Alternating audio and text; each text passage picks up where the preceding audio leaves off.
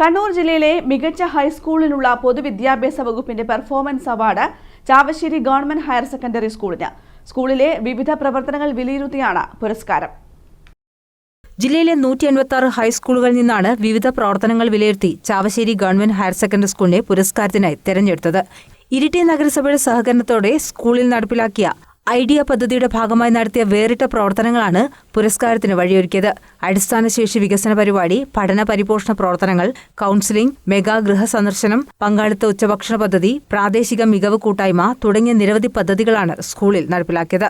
നഗരസഭയുടെ ഫണ്ട് ഉപയോഗിച്ച് സ്കൂൾ മുറ്റം ഇന്റർലോക്ക് ചെയ്യുന്നതിനൊപ്പം ശിശു സൗഹൃദ ഫർണിച്ചറുകൾ, നവീകരിച്ച ശൌചാലയങ്ങൾ, ക്ലാസ് മുറികൾ, ശബ്ദ സംവിധാനം എന്നിവയും ഒരുക്കി.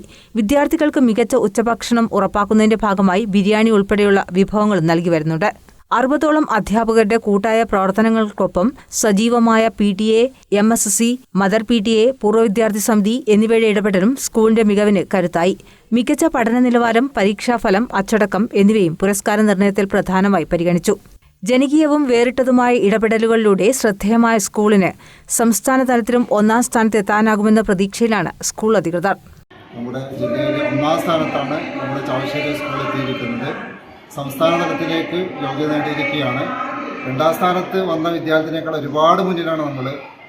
ഐഡിയ എന്ന പേരിൽ നമ്മൾ നടപ്പാക്കിയിട്ടുള്ള PTA, SMC, പൊതുജനങ്ങളും അധ്യാപകരും എല്ലാവരും കൂടി ചേർന്ന് നടപ്പാക്കിയിട്ടുള്ള ഐഡിയ എന്ന് പറയുന്ന ഒരു പദ്ധതി, ആ പദ്ധതിയുടെ ഉപപദ്ധതികളായി ഏതാണ്ട് 100ഓളം പരിപാടികളാണ് നമ്മൾ കൈവശം നടത്തുന്നത്.